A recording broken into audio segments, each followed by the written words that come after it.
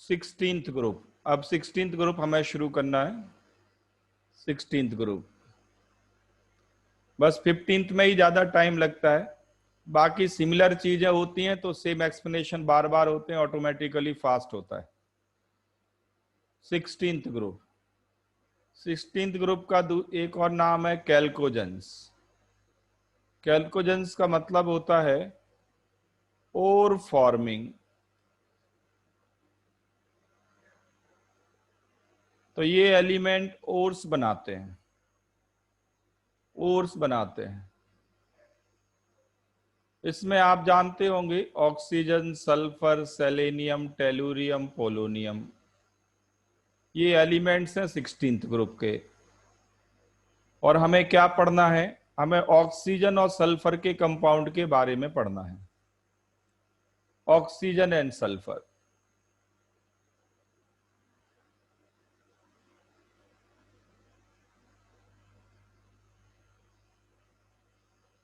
Oxygen के बारे में आप ये भी जानते होंगे कि it is the most abundant element in earth crust. Most abundant element in earth crust.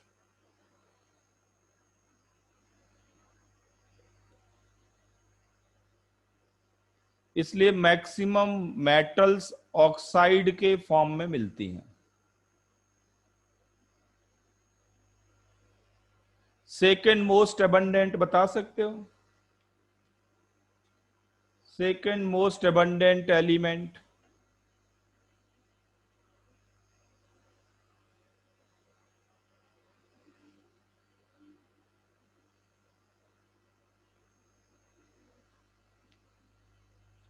Aluminium होता है।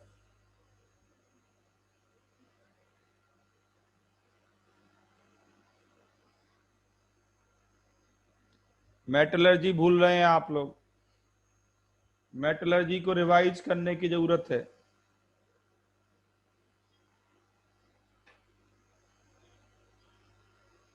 सेकेंड मोस्ट एबंडेंट एसआई होता है, सिलिकन।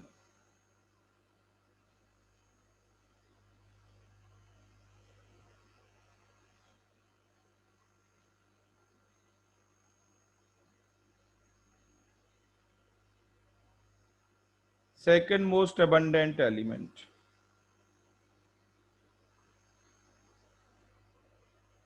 इसलिए मैक्सिमम ओर्स के साथ, इसलिए मैक्सिमम ओर्स के साथ सिलिका एज इम्प्योरिटी प्रेजेंट होता है।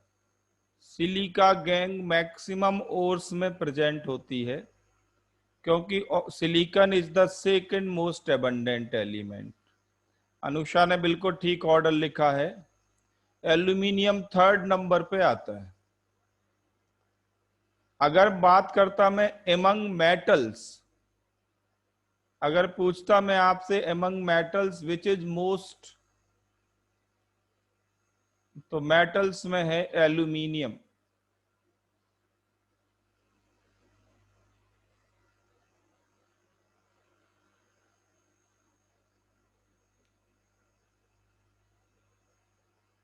तो मैक्सिमम ओर्स के साथ सिलिका की इम्प्योरिटी होती है, नंबर वन। और दूसरा, मैक्सिमम मेटल्स ऑक्साइड फॉर्म में मिलती हैं क्योंकि ये मोस्ट एबंडेंट है, इसीलिए इस ग्रुप का नाम पड़ गया कैल्कोजेंस, और forming elements.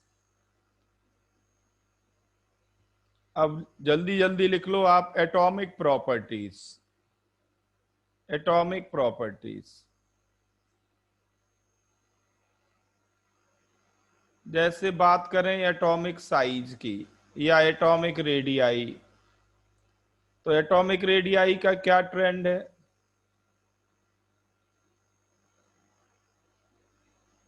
Atomic radii oxygen से सल्फर तक फास्ट इंक्रीज आता है और इन फिर स्लो हो जाता है। इंक्रीज तो टॉप टू बॉटम होता है, इंक्रीज टॉप टू बॉटम होता है,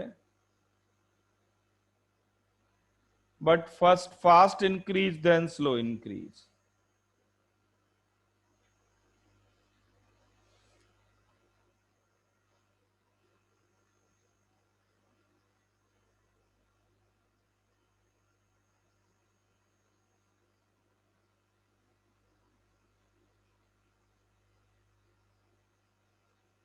अब आपसे प्रॉब्लम पूछी जाएगी कि बताओ मैक्सिमम डिफरेंस किसकी साइज में है, ऐसे आएगा, मैक्सिमम डिफरेंस किसकी साइज में है, तो मैक्सिमम डिफरेंस है ऑक्सीजन और सल्फर की साइज में। प्रॉब्लम इस तरह से आएगी। ये तो सारे बच्चों को मालूम है कि डाउन द ग्रुप इंक्रीज होती है, बट वो इंक्रीज होने का भी ट्रेंड क्या है ये पता होना चाहिए।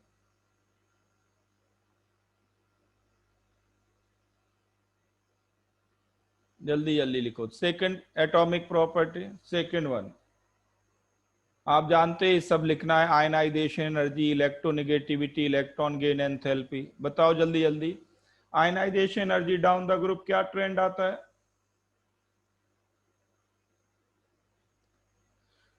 Decrease top to bottom, no exception at all. Explanation अपने आप लिखते रहना। इलेक्ट्रॉन गेन एंथैल्पी,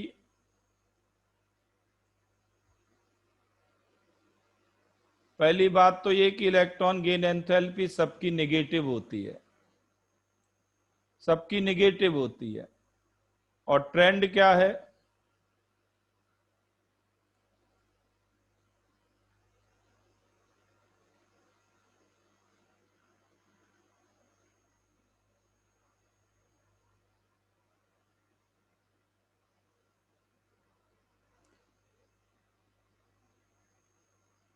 सावन बेटा, आप ना शायद सुनते नहीं हो, आपकी आदत फिल्टर करके सुनने की है। मैंने कितना क्लीन बोला कि आयनाइजेशन एनर्जी रेगुलरली डिक्रीज करती है टॉप टू बॉटम। एक बात एक ही, और आगे एक और सेंटेंस मैंने ऐड किया, इसमें कोई एक्सेप्शन नहीं है, ये सेंटेंस भी मैंने ऐड किया।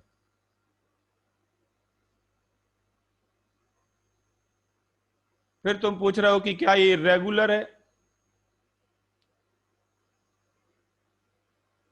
बेटा टाइम खराब नहीं करना, ये बात आपको मैंने पहले भी बता दी थी बेटा कि जो भी डी ब्लॉक का है या जो एफ ब्लॉक के इफेक्ट होते हैं वो इमीडिएट पे होते हैं या हार्डली नेक्स्ट टू नेक्स्ट बनता है, बस इमीडिएट पे होता है सबसे ज्यादा।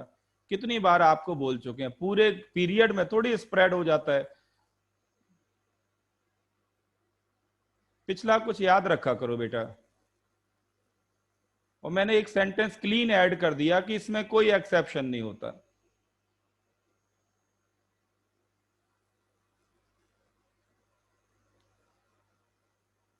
सुनने में भी आप फिल्टर करके सुनते हो, मुझे लगता है माइंड आपका प्री ऑक्यूपाइड होता है।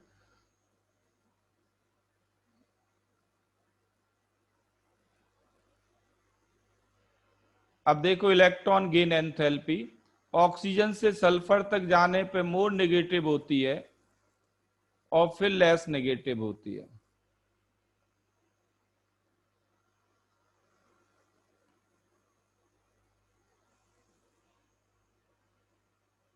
तो सबसे ज्यादा नेगेटिव वैल्यू सल्फर के लिए होती है।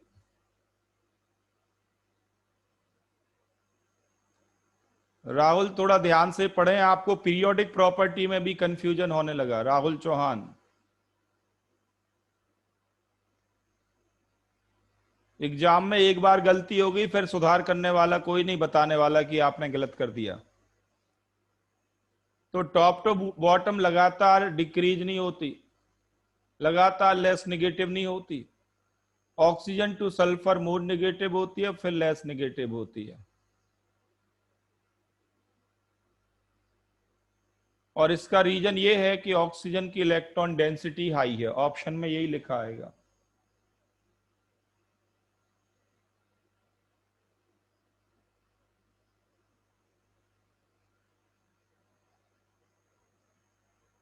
नेक्स्ट लिखो fourth property, electronegativity. Electronegativity, oxygen, sulphur, selenium, tellurium, polonium. अगर इन जनरल बात करें तो इलेक्ट्रोनेगेटिविटी लगातार डिक्रीज करती है, बट बीच में एक एक्सेप्शनल ट्रेंड बनता है। हालांकि ये आते नहीं, इतना कोई मेमोरी में रख नहीं सकता। इसमें स्लाइट इंक्रीज मिलता है आपको sulphur to selenium, slight increase.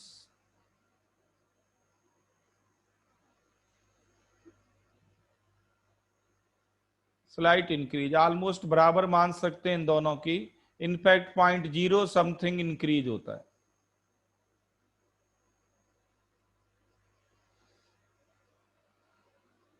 बहुत ही स्मॉल इंक्रीज जो ऑलमोस्ट बराबर मानते रहे। अदरवाइज इन जनरल ये बोल देते हैं कि टॉप टू बॉटम डिक्रीज करती है।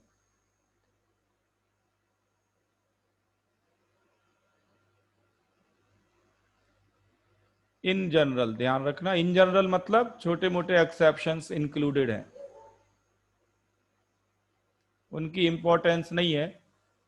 नेक्स्ट लिखो, एग्जिस्टेंस इनका, एग्जिस्टेंस तो आप जानते ही हैं कि O2 गैस है, बाकी सारे सॉलिड होते हैं। सल्फर, सेलेनियम, टेलुरियम, पोलोनियम, ये मेटेलिक सॉलिड होते हैं। Mainly sulphur selenium molecular solid होते हैं।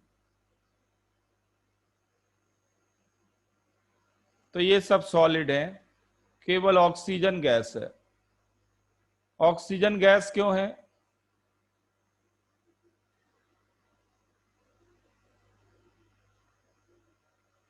बाकी सब सॉलिड हैं, ऑक्सीजन गैस क्यों है? क्योंकि ऑक्सीजन सेकेंड पीरियड को बिलोंग करती है और इस सेकेंड पीरियड के एलिमेंट में पाई बॉन्ड बनाने की प्रॉपर्टी होती है, इसलिए ऑक्सीजन गैस है, बाकी सब सॉलिड हैं।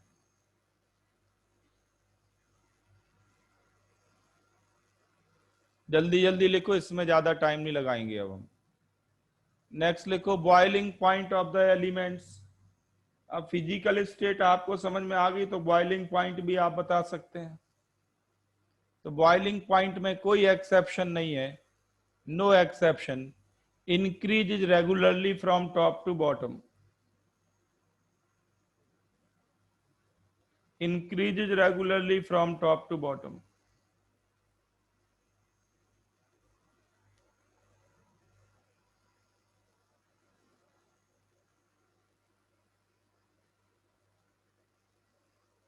No exception. Melting point, melting point तो एक्सपेरिमेंटल होता है, थियोटिकली बताना बहुत मुश्किल काम होता है, इसलिए मेल्टिंग पॉइंट के क्वेश्चंस आते नहीं है। अगर आपको याद है तो अच्छा है, नहीं है याद तो कोई बात नहीं। इसमें बिल्कुल लास्ट में एक्सेप्शन बनता है, लास्ट में। Melting point right from tellurium तक तो डिक्रीज करता है, फिर लास्ट में स्लाइट इंक्रीज होता है। मैं रिपीट कर दूं, मेल्टिंग पॉइंट के डाटा या ट्रेंड याद नहीं कोई बात नहीं, बॉइलिंग पॉइंट पता होना चाहिए, बॉइलिंग पॉइंट ही आता है।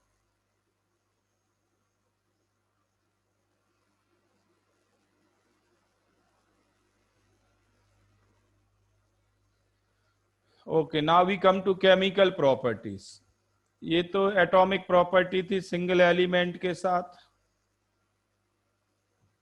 अब chemical properties of elements.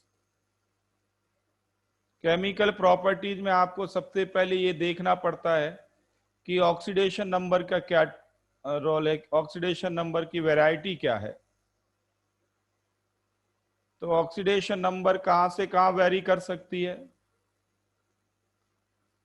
-2 to +6, but इसमें ऑक्सीजन नहीं है, इसमें ऑक्सीजन नहीं है। इस पूरी रेंज में ऑक्सीजन के लिए कहां से कहां वेरी करती है? -2 टू +2।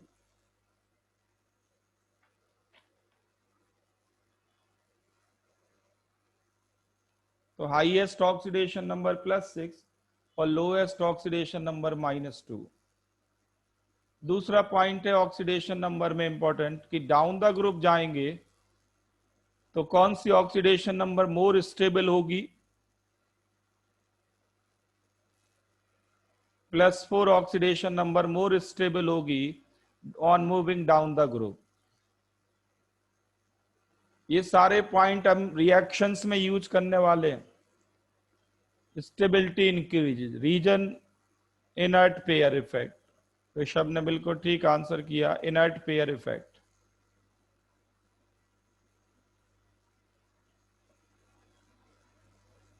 +4 की stability down the group increase होती जाएगी।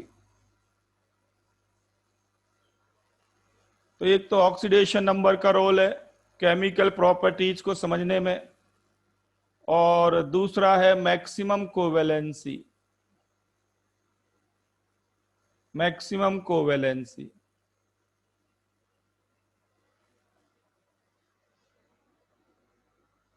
ऑक्सीजन की मैक्सिमम कोवेलेंसी कितनी होती है?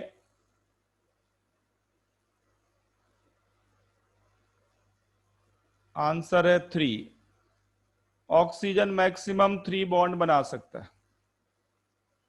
आपने पढ़ा होगा, अब तक लिख लिख के थक गए होंगे, हाइड्रोनियम आयन। हाइड्रोनियम आयन में ऑक्सीजन 3 बॉन्ड बनाता है, और अभी हम ऑर्गेनिक पढ़ेंगे तो ढेरों ऑक्सीजन के 3 बॉन्ड बनाएंगे, कई कई।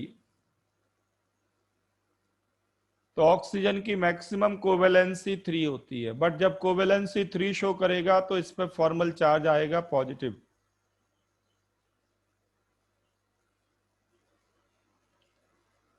सल्फर की मैक्सिमम कोवेलेंसी, सेलेनियम, टेलुरियम, इन सब की कितनी होती है? 6 होती है। पोलोनियम को स्टडी में नहीं लेना, क्योंकि पोलोनियम रेडियो एक्टिव है।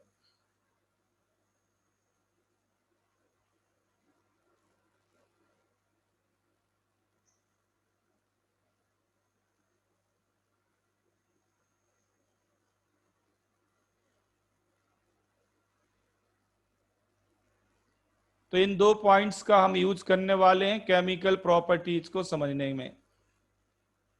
केमिकल प्रॉपर्टीज में लिखो 1 बाय 1। मैं रिपीट कर दूं क्या करना है, आप 15th ग्रुप में ऑलरेडी कर चुके हैं।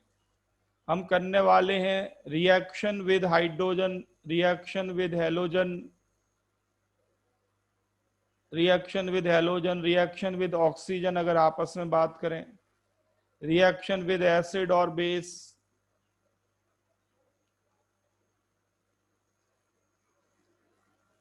ये केमिकल प्रॉपर्टीज में आपको सोचना है। अक्सर इन्हीं के साथ आते हैं क्वेश्चंस। तो सबसे पहले लिखो रिएक्शन विद हाइड्रोजन। पॉइंट ये है कि सारे एलिमेंट हाइड्रोजन से रिएक्ट करते हैं स्पॉन्टेनियसली। सारे एलिमेंट हाइड्रोजन से रिएक्ट करते हैं स्पॉन्टेनियसली। ये स्पॉन्टेनियस रिएक्शन है, बट काइनेटिकली स्लो।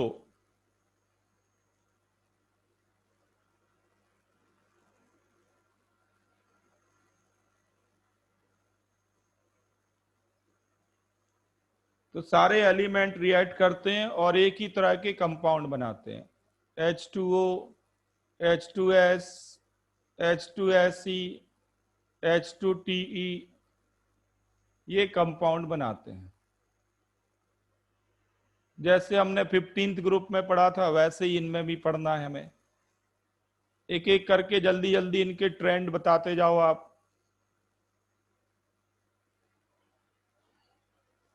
जैसे अगर मैं बात करूं बॉन्ड एंगल के ट्रेंड की, बॉन्ड एंगल,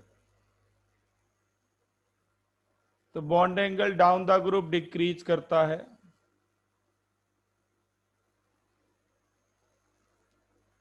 दूसरा मैं बात करूं एसिड करेक्टर की, ये सब हाइड्रा एसिड है, हाइड्रा एसिड है, एसिड करेक्टर। तो acid character down the group increase होगा। एक ग्रुप में डाउन द ग्रुप अगर आप सोचें तो बॉन्ड लेंथ से डिसाइड होता है। सब कुछ आप 15th ग्रुप में लिख चुके हैं, रिकॉल करें, उसको पढ़ें। Acid character down the group increase होता है।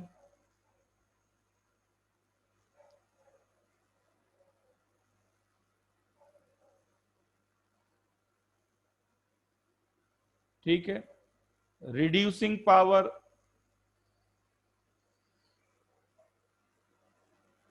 वो भी डाउन द ग्रुप इंक्रीज होती है। जो आसानी से H दे देगा वो स्ट्रॉन्गर रिड्यूसिंग एजेंट होगा।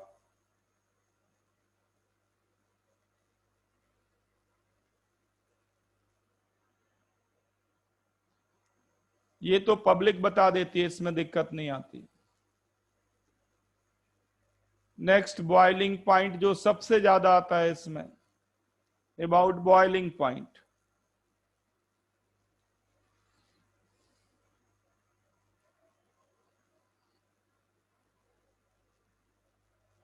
तो मैक्सिमम बॉइलिंग पॉइंट H2O का होता है, और सेकंड नंबर पे आता है H2TE।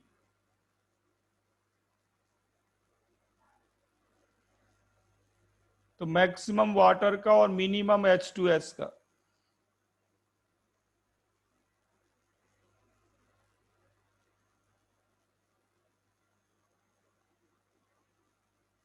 अभी जो जेई एग्जाम हुआ, अभी 6 सितंबर को खत्म हुआ, उसमें ये प्रॉब्लम आई हुई है। बहुत ही बढ़िया प्रॉब्लम उन्होंने फ्रेम की, बच्चों ने मुझे भेजी कि मैं इसको चैलेंज करने वाला हूं। हालांकि उनका आंसर सही था। उन्होंने पूछा कि H2S का बॉइलिंग पॉइंट कितना होता है। डाटा ऑप्शंस क्या थे? Greater than 373 kelvin, greater than 373 Kelvin, between 300 Kelvin to 373 Kelvin,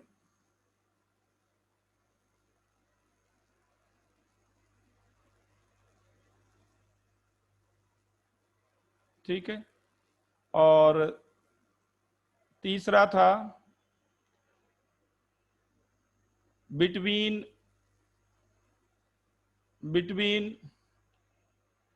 273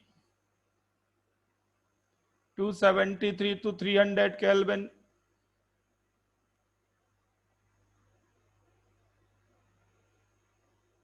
और एक और ऑप्शन था, मुझे ध्यान नहीं आ रहा क्या था, कुछ ऐसे ही था, इन बिटवीन 373 के आसपास था।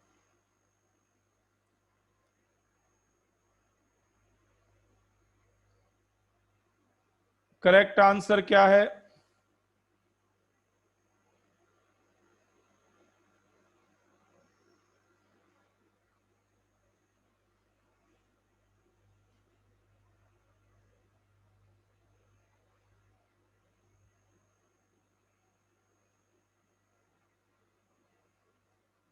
करेक्ट आंसर सी है।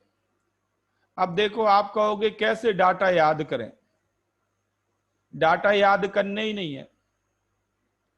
पहली चीज तो ये कंफर्म्ड है कि H2S का बॉइलिंग पॉइंट H2O से कम है, H2O से कम है।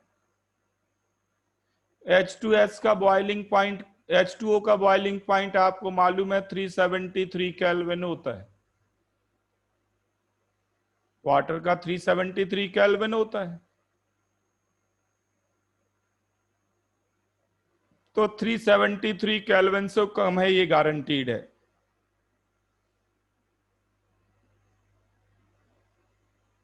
दूसरा केस, अब 373 से कम है तो क्या वो 300 केल्विन से भी कम होगा, या 300 केल्विन से ज्यादा होगा और 373 के बीच में होगा?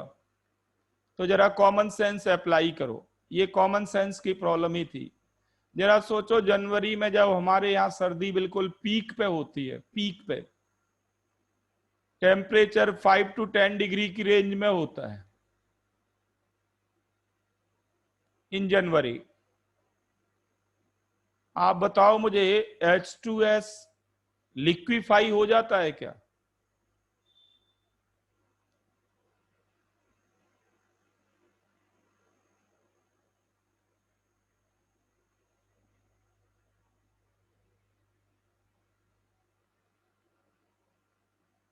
फाइव डिग्री सेल्सियस पे 5 to 10 डिग्री की रेंज में है, सर्दियों में लिक्विफाई नहीं होता। 5 डिग्री तो हमारे यहाँ बहुत ही ऊपर वाले रीजन में आता है, 10 डिग्री रेंज समझ लो, 10 डिग्री ले लो, ज्यादा ले लो, कोई दिक्कत नहीं, क्योंकि हमें 373 और इनके रेंज में सोचना है ना। ये तो 300 केल्विन तो 27 डिग्री सेल्सियस है। बताओ 27 डिग्री सेल्सियस पे क्या होगा वो, गैस होगा या लिक्विड? गैस होगा कि नहीं? तो 300 केल्विन से 373 केल्विन में क्या है, गैस।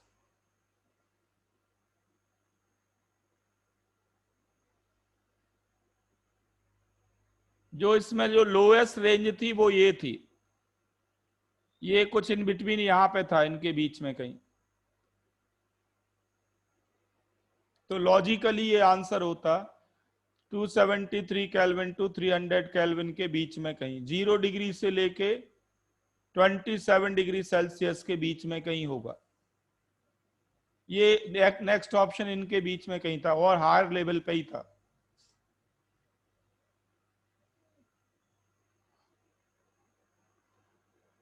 तो ऐसी ये प्रॉब्लम अभी आई हुई है, पेपर आ जाएंगे, अभी तो उन्होंने करेक्शन के लिए भेजे हैं, बच्चों को भेज दिए कि करेक्शन करवाना है तो करवाएं। पेपर वैसे मिल जाएंगे, अलग अलग जगह आ चुके हैं। चलो देखो, प्रॉब्लम ऐसे ही आनी है लॉजिकल, बट बॉइलिंग पॉइंट का केस आता है, मेल्टिंग पॉइंट नहीं आता। तो इनकी प्रॉपर्टी की बात कर रहा हूं मैं, bond angle, acid character, reducing power, boiling point. ठीक है, next thermal stability. Thermal stability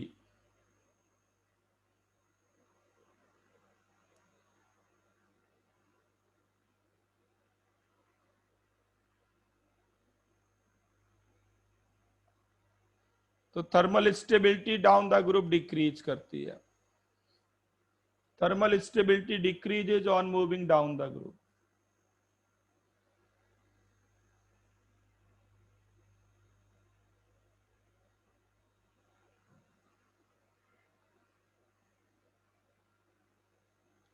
अब थर्मल स्टेबिलिटी नहीं पूछेंगे, इसको उल्टा पूछेंगे। अब आप कहोगे ये तो बहुत आसान है, ऐसे नहीं पूछते वो। इसी चीज को वो पूछेंगे कि बताओ स्टैंडर्ड एंथैल्पी ऑफ फॉर्मेशन इनमें से किसकी मोस्ट निगेटिव होगी। ऐसे आएगा, standard enthalpy of formation. Thermal stability नहीं पूछेंगे।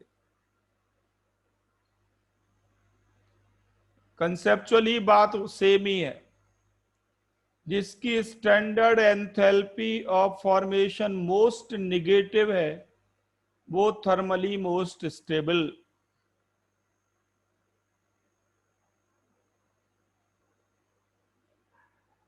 तो इसका आंसर है H2O।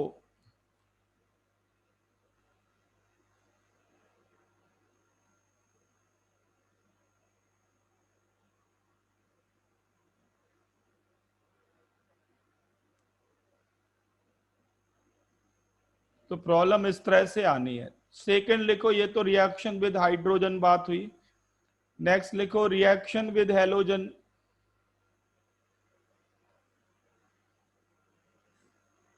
रिएक्शन विद हेलोजन, अब जरा खुद सोचो, H बॉन्ड टूट रहा है, हाइड्रोजन से सारे रिएक्ट कर रहे हैं। What about halogen? अगर हाइड्रोजन से सारे स्पॉन्टेनियसली रिएक्ट कर रहे हैं तो what about halogen? XX bond energy तो HS से कम होती है, बॉन्ड डिसोसिएशन एनर्जी। XX तो और आसानी से टूटेगा। इसका मतलब ये है कि सारे एलिमेंट्स 16th ग्रुप के हेलोजन से आसानी से रिएक्ट करते हैं, हेलोजन से आसानी से रिएक्ट करते हैं, और कई तरह के हैलाइड्स बनाते हैं, कई तरह के हैलाइड्स बनाते हैं। ऑक्सीजन की बात करें तो ऑक्सीजन के साथ जो कंपाउंड होते हैं फ्लोरीन के, वो ये हैं OF2 एंड O2F2। इनमें ऑक्सीजन की ऑक्सीडेशन नंबर होती है +1, +2 एंड +1। तो ये कहलाते हैं फ्लोराइड्स। फ्लोराइड्स इसलिए कहते हैं क्योंकि फ्लोरीन ज्यादा इलेक्ट्रोनेगेटिव है ऑक्सीजन से, इसलिए इनको फ्लोराइड कहते हैं।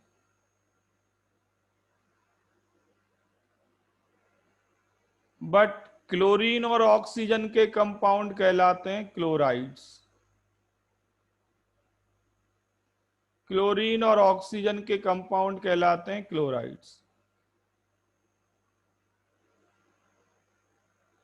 सॉरी, नॉट क्लोराइड, गलत बोल दिया, oxides. Not chloride but oxide. ये फ्लोराइड है और ये ऑक्साइड है। रीजन ये है कि ऑक्सीजन ज्यादा इलेक्ट्रोनेगेटिव है क्लोरीन से। तो आइड किसके एंड में आता है? जो मोर इलेक्ट्रोनेगेटिव हो। तो ये हैलाइड नहीं है, ये सब ऑक्साइड हैं, बट फ्लोरीन के साथ फ्लोराइड है, हैलाइड है।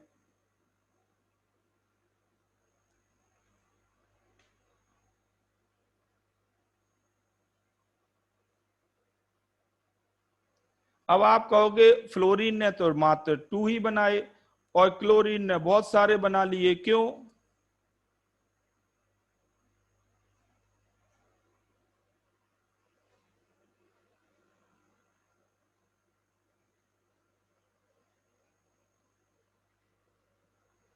क्योंकि ऑक्सीजन और फ्लोरीन दोनों सेकेंड पीरियड के हैं, दोनों ही अपना ऑक्टेट एक्सपेंड नहीं कर सकते।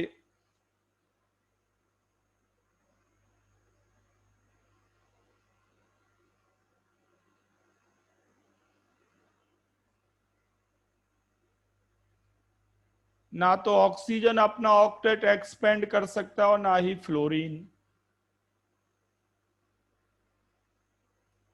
ऑक्सीजन को 2 बॉन्ड बनाने हैं, फ्लोरीन को 1 बॉन्ड बनाना है।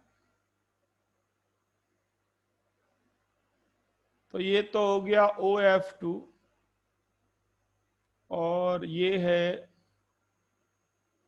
O2F2।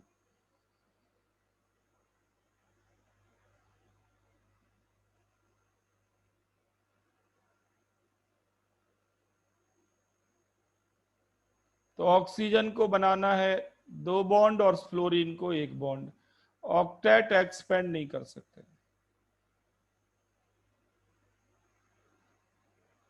इन दोनों में OF2 ज्यादा स्टेबल होता है O2F2 से।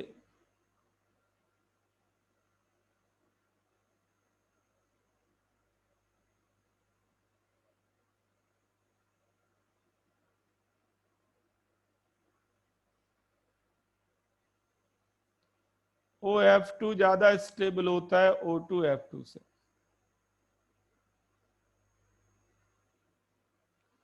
O2F2 इनफैक्ट एक्सप्लोसिव फॉर्म में या रॉकेट फ्यूल के फॉर्म में यूज होता है।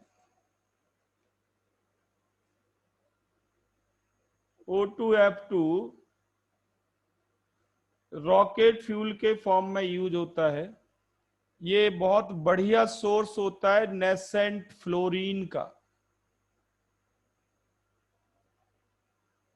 और जो नेसेंट फ्लोरीन देते हैं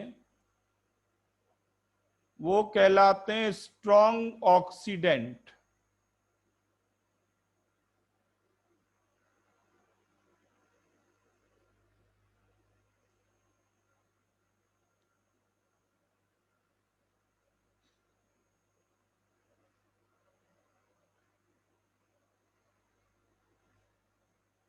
और ये कितने स्ट्रॉन्ग ऑक्सीडेंट हैं इसका अंदाजा लगाना हो तो जो लेस रिएक्टिव मेटल्स हैं वो भी O2F2 से रिएक्ट कर जाती हैं।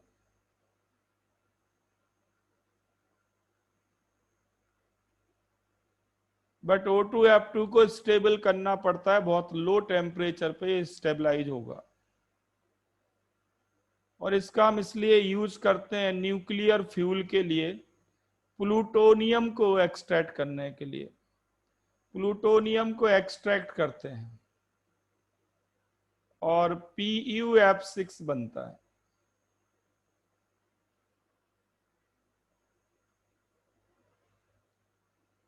तो प्लूटोनियम को O2F2 से रिएक्ट करा के और से सेपरेट करते हैं, या ये कहें कि जो हमने न्यूक्लियर फ्यूल यूज कर लिया उसमें अगर प्लूटोनियम बच भी गया उसको रिकवर करने के लिए।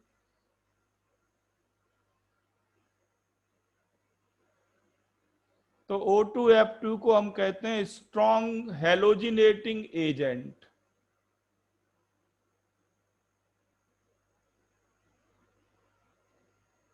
हेलोजिनेटिंग में स्पेसिफिकली आप कहें फ्लोरिनेटिंग एजेंट,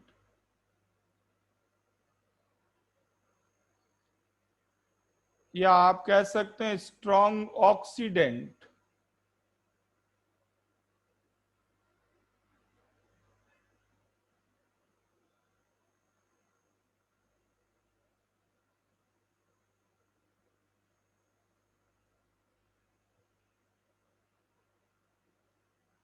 एक प्रॉब्लम आपको मैं पहले भी बता चुका हूं कि H2O और F2O एंड Cl2O, इनमें ऑक्सीजन के अबाउट बॉन्ड एंगल कंपेयर करना है। ऑक्सीजन के about bond angle,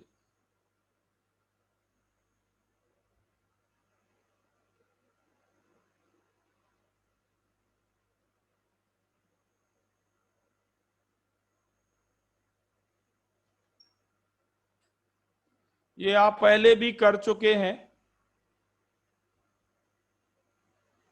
correct answer है 312।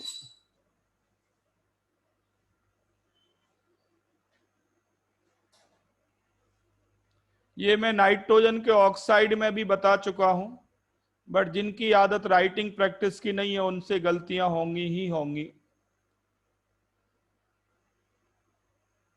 ये तो सबको समझ में आता है कि थर्ड का bond angle about oxygen maximum आने वाला है, और वो रीजन भी जानते हैं कि क्लोरीन थर्ड पीरियड का है,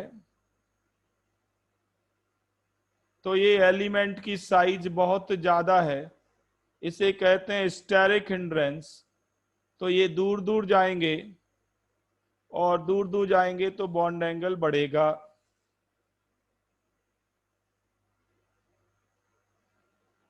बट हाइड्रोजन और फ्लोरीन की साइज में ज्यादा डिफरेंस नहीं होता है।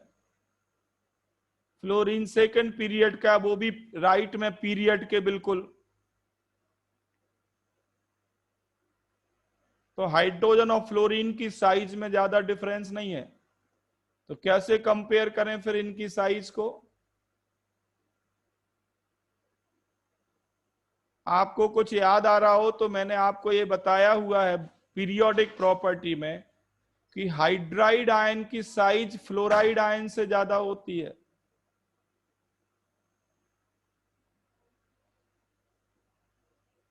आप देख लेना, मिल जाएगा आपको पीरियोडिक प्रॉपर्टीज में।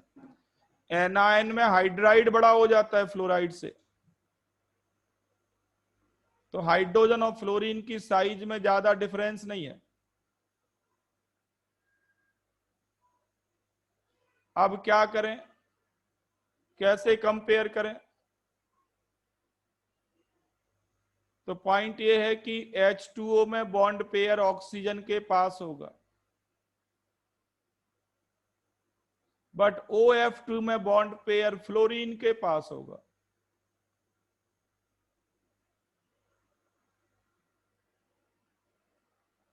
बताओ किस केस में बॉन्ड पेयर रिपल्शन ज्यादा होगा?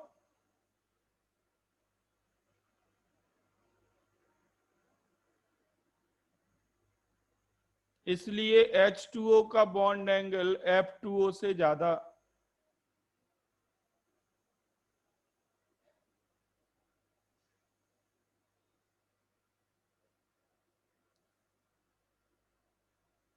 7 बेटा आपकी वही प्रॉब्लम है। अभी अभी मैंने कहा आप फिल्टर करके सुनते हैं, पहले भी मैंने कहा, मैंने 8-10 बार तो बोल दिया बेटा कि हाइड्रोजन और फ्लोरीन की साइज में ज्यादा डिफरेंस नहीं है। हाइड्रोजन और फ्लोरीन ज्यादा डिफर नहीं करते साइज में। कितनी बार मैं बोलूं? सपोर्ट में मैंने ये एग्जाम्पल दे दिया। लॉन पेयर रिपल्शन कभी भी सराउंडिंग एटम का नहीं देखा जाता। Lone pair repulsion central atom का देखा जाता है, और सेंट्रल एटम तो सेम है दोनों में, तो लॉन पेयर बराबर हैं। How can you compare on the basis of lone pair?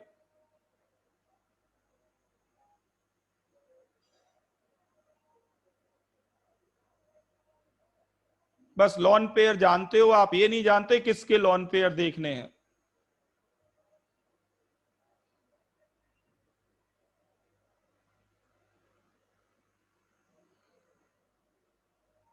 Simple सी बात को भी टाइम कंज्यूमिंग बना देते हैं आप।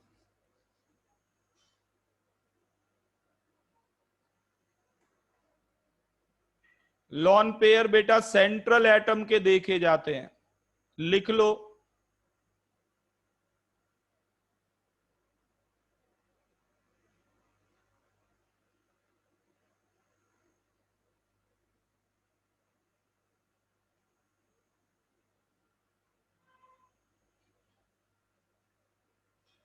चलो देखो आगे, ये समझ में आ गया सबको। बट एक और इंपॉर्टेंट पॉइंट साथ में मैं ऐड कर दूं, यहां पे ऑक्सीजन sp3 हाइब्रिडाइज्ड है, बट Cl2O का जो बॉन्ड एंगल है वो मीथेन में कार्बन के अबाउट जो आएगा उससे ज्यादा होता है।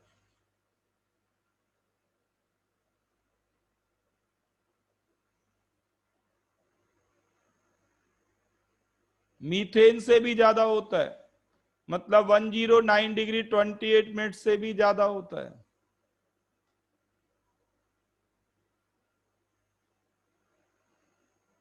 ये अभी रिसेंटली मैंने 15th ग्रुप में भी सारा बता दिया। अब हर एक ग्रुप में अगर कहानी बताएंगे तो बेटा आपका सिलेबस नहीं हो पाएगा, वैसे ही सिलेबस स्लो जा रहा है। एक चीज को अगर 10 बार बोलना पड़े तो वो ऑटोमेटिकली स्लो हो जाएगा। ये सब आप बॉन्डिंग चैप्टर के नोट्स खोलना, वहां भी लिखा मिलेगा, बॉन्डिंग में लिखा मिलेगा आपको, 11th के नोट्स देख लेना।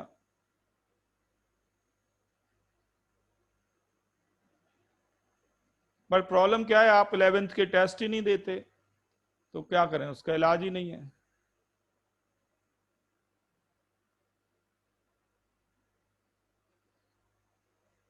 चलो देखो आगे, मैं बात कर रहा हूं ऑक्साइड की। नेक्स्ट है एसिडिक करेक्टर। अरे हेलाइड की बात कर रहा हूं, ऑक्साइड नहीं, सॉरी, हेलाइड की। सल्फर के जो इंपॉर्टेंट हेलाइड हैं वो कौन कौन से हैं सल्फर के? तो जैसे S2Cl2 बनता है, इवन HCl2 भी बनता है, फ्लोरीन के साथ SF4 बनता है, SF6 बनता है फ्लोरीन के साथ। S2Cl2 क्या है? तो बिल्कुल वैसे ही जैसे अभी O2F2 आपने लिखा, बस ऑक्सीजन की जगह सल्फर लिख दो, फ्लोरीन की जगह क्लोरीन लिख दो, लाइक O2F2, ये लाइक OF2।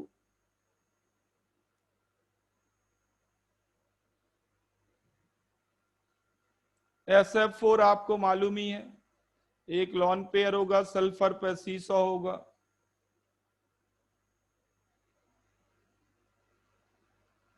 और SF6 ऑक्टाहेड्रल होगा।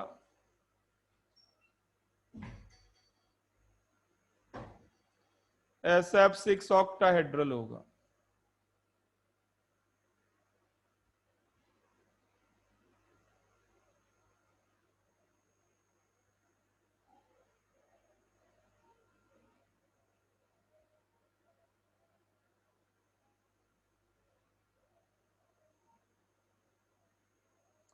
अब अगर कोई आपसे ये पूछे कि SF6 तो एग्जिस्ट करता है, SCl6 एग्जिस्ट क्यों नहीं करता?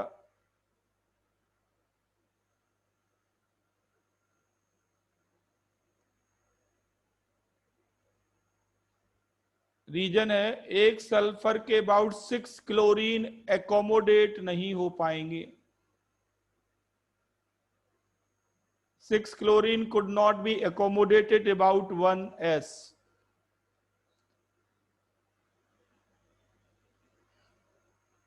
तो SF6 एग्जिस्ट करता है, SCl6 एग्जिस्ट नहीं करता।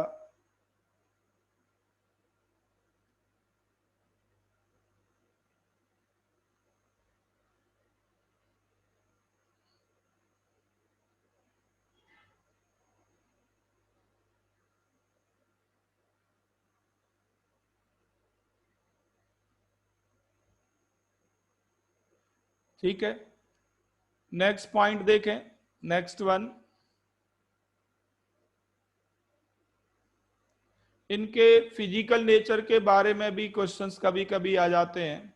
फिजिकल नेचर, तो सल्फर के जो हैलाइड है, मेनली फ्लोराइड, वो गैसेस होती हैं। SF4 SF6 दोनों गैस हैं।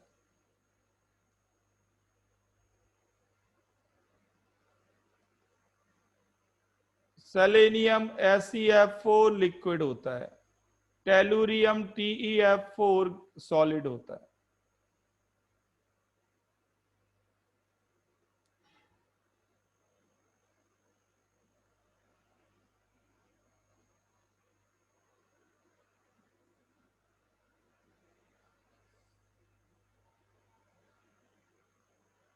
अब आप बताओ, अगर मैं कोई एक एलिमेंट ले लूं, लाइक से सल्फर,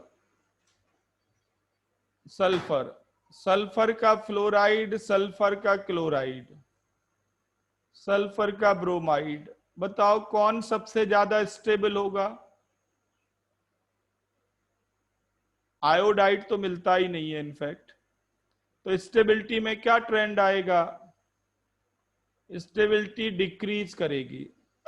स्टेबल होता है SF4 ओनली। ऐसे क्वेश्चंस आए लॉजिकली तो कोई भी कर लेता है।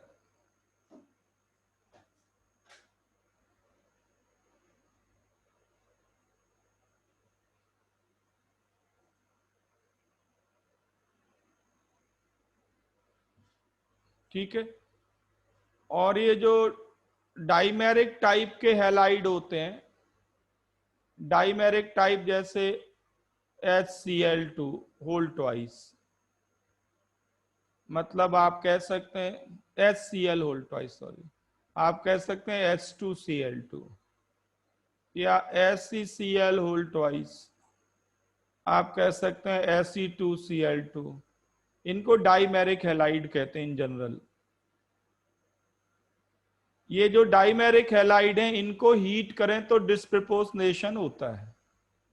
ये रिएक्शन एनसीईआरटी में दी गई है, आप देख लेना। इनको हीट करें तो डिस्प्रपोर्शनेशन होता है।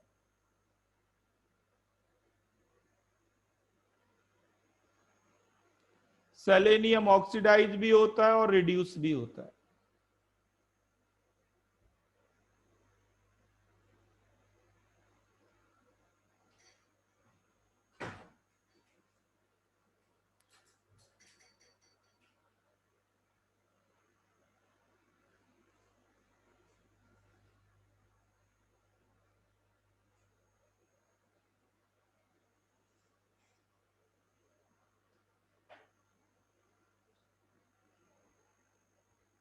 लिख लिया इसको?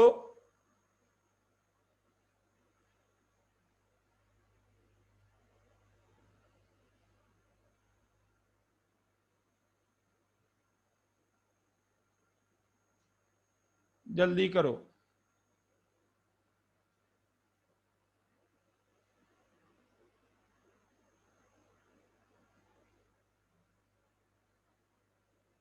ओके, नेक्स्ट देखो। Reaction with oxygen, reaction with oxygen.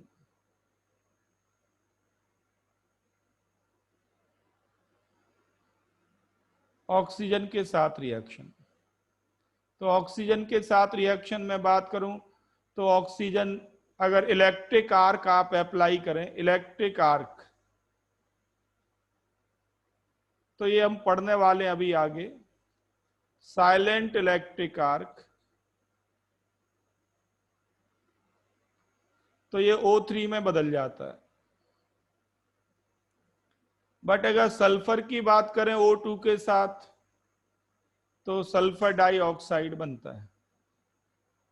Sulphur की रिएक्शन से सल्फर डाइऑक्साइड बनता है।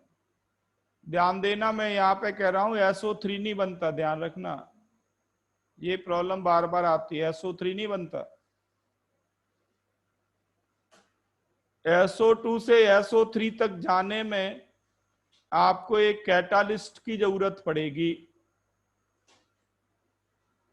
इसके बगैर नहीं बन पाता, ये बहुत ही स्लो होगा। तो ये होगा SO3 बनेगा। डाई वेनेडियम पेंटाऑक्साइड की प्रेजेंस है तो SO3 आप बनाएंगे, नहीं है तो आपका आंसर होगा SO2।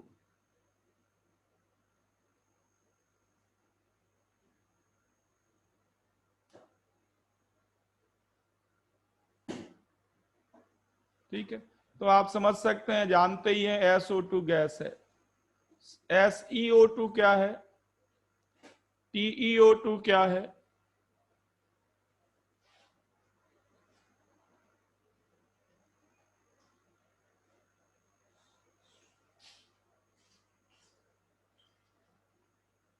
तो ये है सॉलिड, और ये भी सॉलिड है।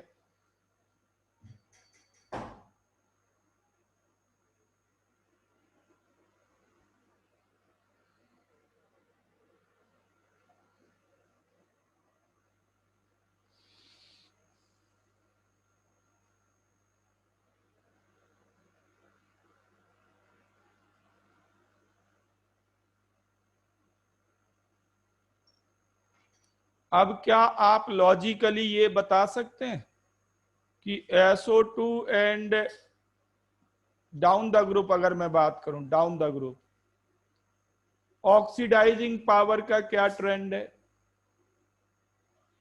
क्या आप मुझे लॉजिकली ये बता सकते हो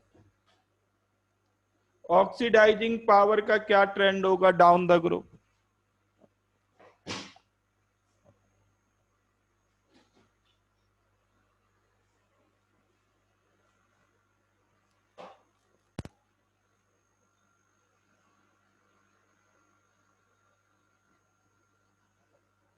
तो इतनी देर लगनी नहीं चाहिए, ये तो 10 सेकंड के क्वेश्चंस हैं।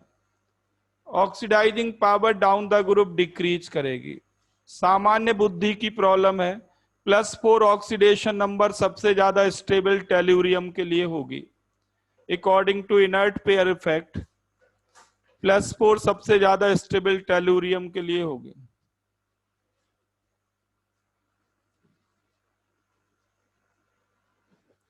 तो ऑक्सीडाइजिंग पावर पूछिए मैंने, मतलब रिड्यूस होना, गलत कर दिया मैंने, सॉरी गलत हो गया। ऑक्सीडाइजिंग पावर इंक्रीज करेगी, उल्टा हो गया।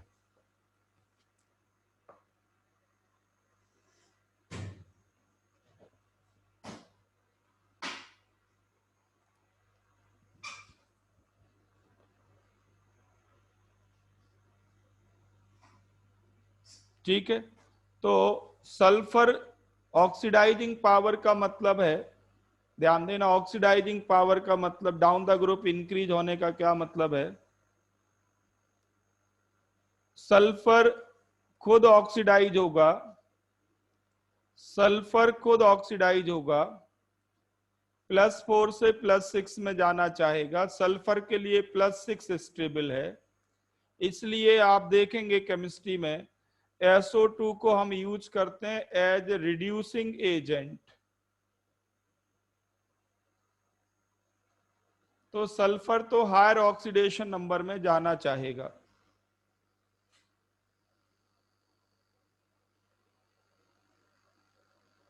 क्या टेलुरियम हायर में जाना चाहेगा? क्या टेलुरियम +6 में स्टेबल होगा? आंसर है नो। उल्टा होगा, अगर इसकी रिएक्शन होती है तो ये लोअर में जरूर आ जाएगा, मतलब ये रिड्यूस होगा, और ये रिड्यूस होगा तो ये स्ट्रॉन्गेस्ट ऑक्सीडेंट की तरह काम करेगा।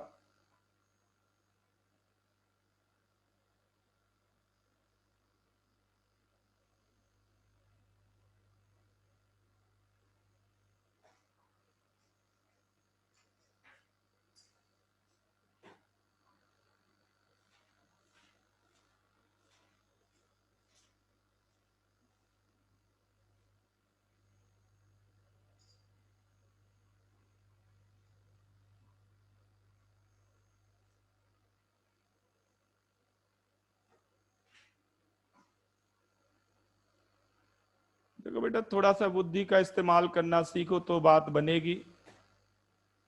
We are studying relative properties, not absolute. Sawan बेटा पहले दिमाग में बिठा लो, we are talking about relative not absolute.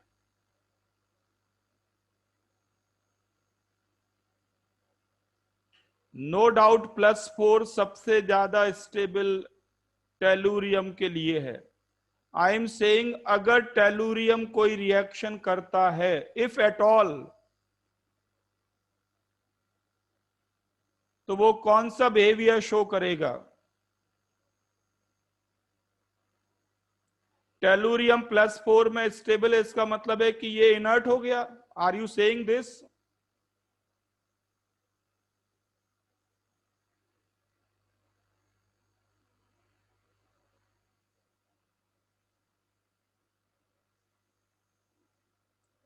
+4 में स्टेबल है रिलेटिवली बेटा, I am talking relatively.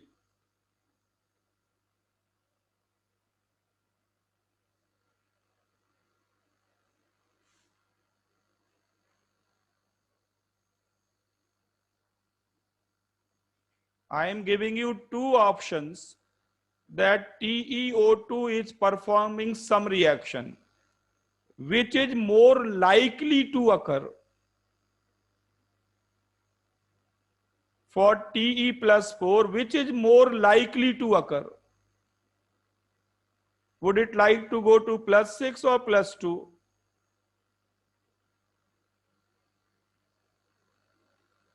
So please keep in mind we are studying relative, not absolute. इसीलिए हम ट्रेंड की बात कर रहे हैं।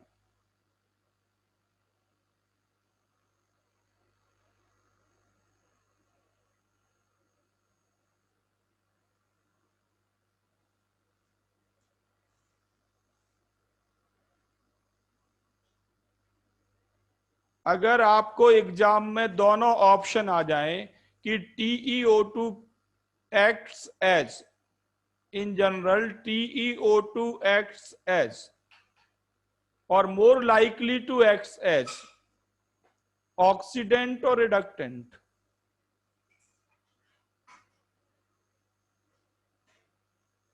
तो आपका आंसर होगा ऑक्सीडेंट।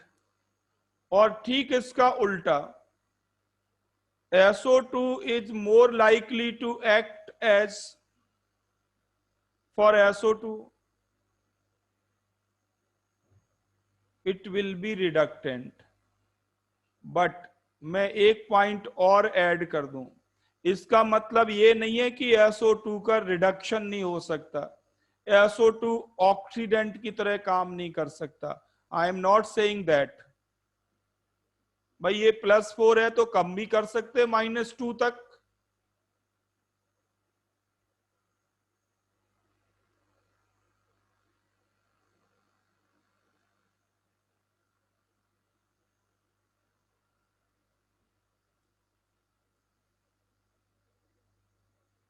आप किसी इंसान को कहते हो वो ईमानदार है, ओके, ईमानदार है, पर क्या उसने कभी किसी तरह की 0-10% बेईमानी नहीं की किसी के साथ?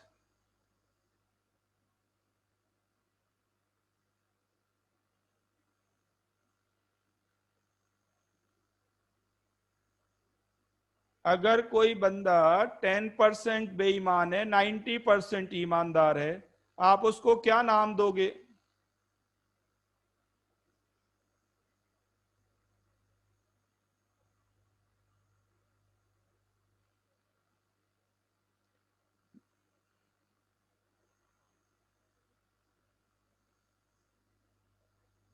एम्फोटेरिक नहीं कहेंगे, ईमानदार कहेंगे।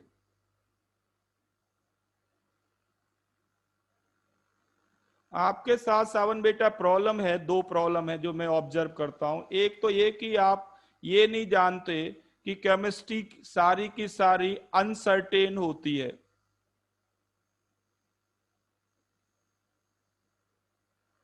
ये हाइजेनबर्ग के अनसर्टेनिटी प्रिंसिपल से चलती है। एक तो आप ये नहीं जानते, आप हमेशा एक्यूरेट के पीछे पड़ जाते हैं, 100% एक्यूरेसी के चक्कर में रहते हैं, इसलिए आपको डाउट बहुत आते हैं। दूसरी चीज दूसरी चीज जो मैं ऑब्जर्व करता हूं, केमिस्ट्री के टर्म में मैं बात कर रहा हूं, कि आप एब्सोल्यूट के पीछे पड़ते हैं। केमिस्ट्री एब्सोल्यूट से डील नहीं करती, रिलेटिव प्रॉपर्टीज से डील करती है। एब्सोल्यूट डाटा तो टिपिकल मेमोरी बेस्ड बात हो जाएगी।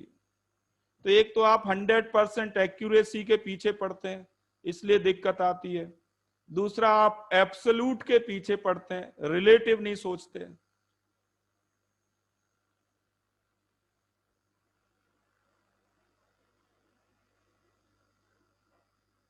और तीसरी बड़ी बात मैं बता दूं आपको, जो बहुत बड़ी बात अब मैं बोलने जा रहा हूं, आपकी बहुत बढ़िया आदत है पर वो केमिस्ट्री को सूट नहीं करती। क्या है? आप माइक्रोस्कोपिक लेवल पे पहुंच जाते हैं। ये अच्छी आदत है, माइक्रोस्कोपिक लेवल पे आप पहुंचते हैं, ये अच्छी आदत है। बट केमिस्ट्री में दिक्कत ये है कि केमिस्ट्री तो डील करती है मैक्रोस्कोपिक प्रॉपर्टी से।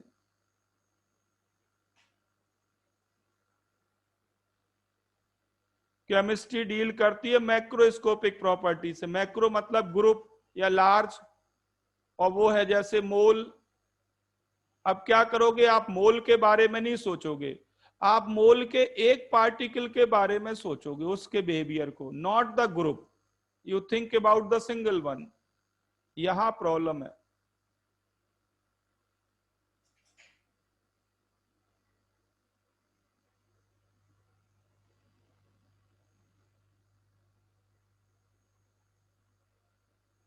100% एक्यूरेसी के पीछे नहीं भागना, वो केमिस्ट्री में कभी मिलेगी ही नहीं। दूसरा, एब्सोल्यूट मत करना काम। एब्सोल्यूट तो बिल्कुल मेमोरी बेस होता है, हम जो कर रहे हैं वो रिलेटिव स्टडी कर रहे हैं।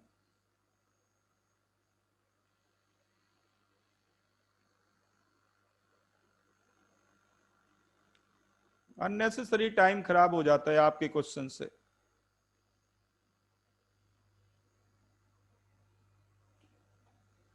चलो देखो मैं क्या बता रहा था।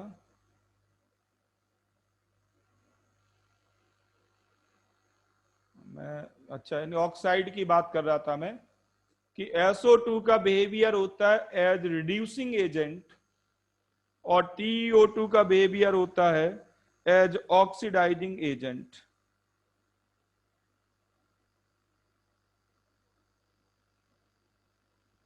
अगर ये प्रॉब्लम आती है तो आपको प्रिफर्ड नेचर देखना है, प्रिफर्ड नेचर देखना है।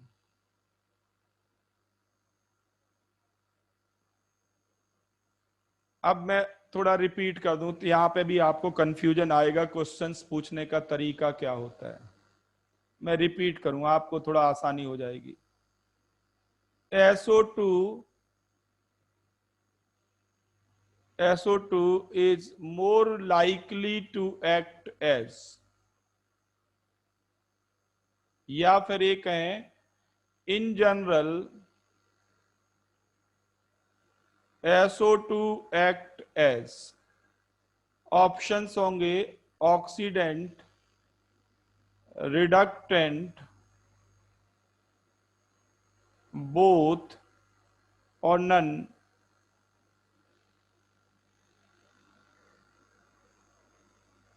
दूसरी problem, SO2 can act as, option है ऑक्सीडेंट, रिडक्टेंट, बोथ और नन। ये आपको मैंने दो क्वेश्चन दिए SO2 के बारे में।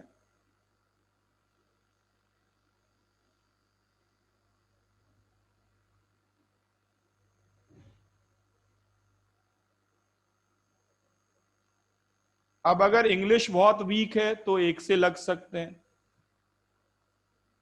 इसका आंसर है रिडक्टेंट और इसका आंसर है बोथ।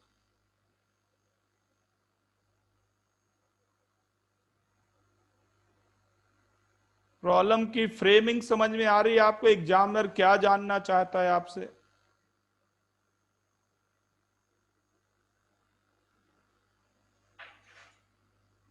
पहले केस में वो डोमिनेटिंग बिहेवियर जानना चाहता है और दूसरे केस में पॉसिबिलिटीज जानना चाहता है।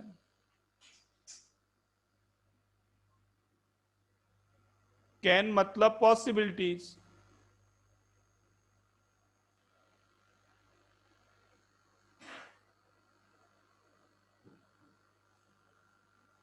अभी भी कोई कंफ्यूजन है किसी को?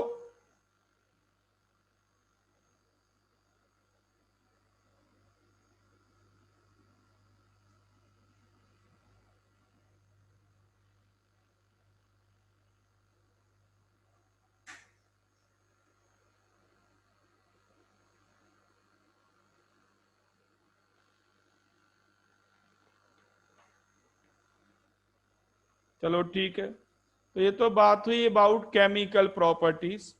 Now write down oxygen and it's compounds.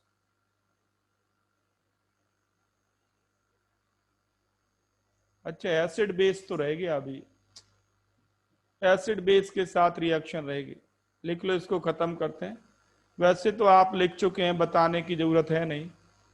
बताओ, अगर सल्फर को हॉट एंड कंसंट्रेटेड बेस से रिएक्ट कराएं तो क्या होगा?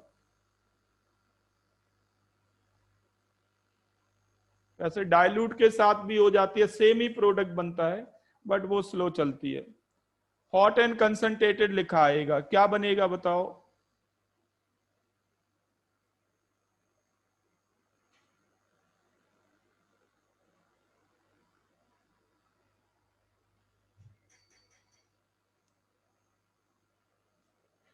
बोलो जल्दी, आवाज आ रही है मेरी सबको?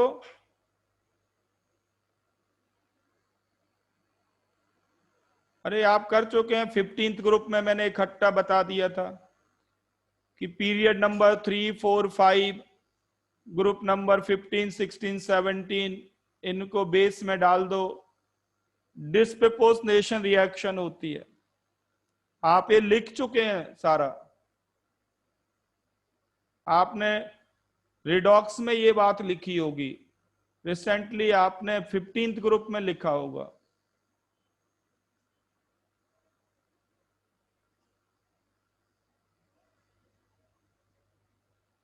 डिस्प्रपोर्शनेशन रिएक्शन होगी, सल्फर रिड्यूस भी होगा और ऑक्सीडाइज भी होगा।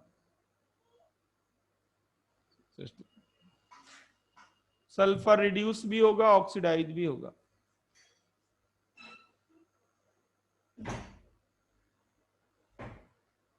अब अगर मैं पूछूं, प्रॉब्लम ऐसे नहीं आनी, मैं आपको फिर बता दूं। प्रॉब्लम आनी है कि ये रिएक्शन गिवन है, इसका इक्विवेलेंट मास बताओ या इसका एन फैक्टर बताओ।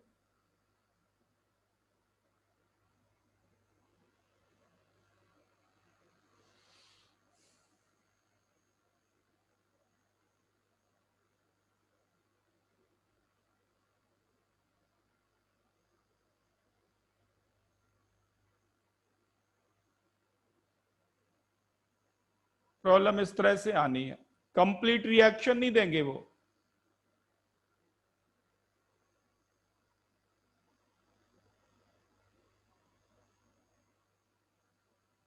तो आपको मालूम नहीं कितने मोल्स एसिड के रिड्यूस हो रहे, कितने मोल ऑक्सीडाइज हो रहे, यू डोंट नो।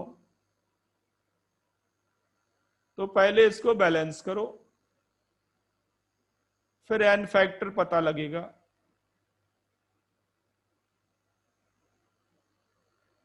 तो इक्विवेलेंट मास के भी सारे केसेस आपको मैं बता चुका हूं रिडॉक्स में।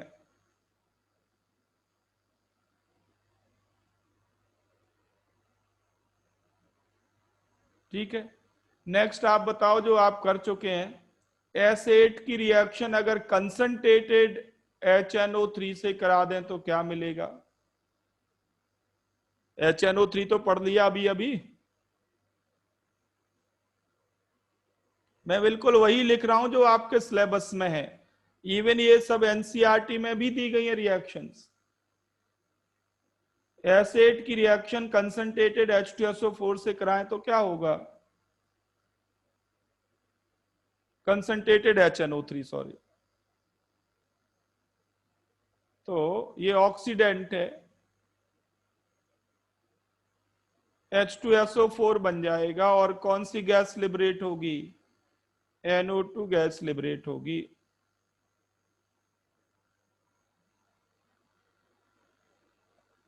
अगर इसमें इक्विवेलेंट मास पूछें तो कोई दिक्कत नहीं आपको बताने में, ये तो बहुत आसान है, क्योंकि सल्फर एक ही प्रोडक्ट में जा रहा है। एक सल्फर को 6 इलेक्ट्रॉन का लॉस, 8 सल्फर को 48 इलेक्ट्रॉन का लॉस, इक्विवेलेंट मास m/48। इसका इक्विवेलेंट मास निकालने के लिए बैलेंसिंग की कोई जरूरत नहीं।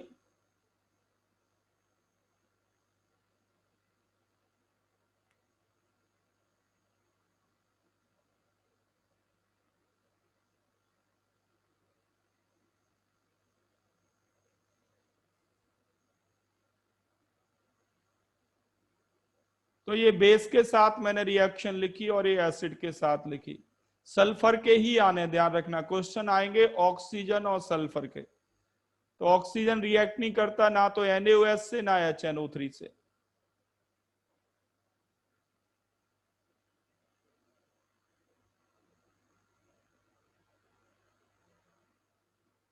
केवल ऑक्सीजन सल्फर के क्वेश्चंस आने। ये है एसिड और बेस के साथ reaction. Now write down further. अब फिक्स्ड कंपाउंड पे आते हैं, लिखो O2 एंड इट्स कंपाउंड्स।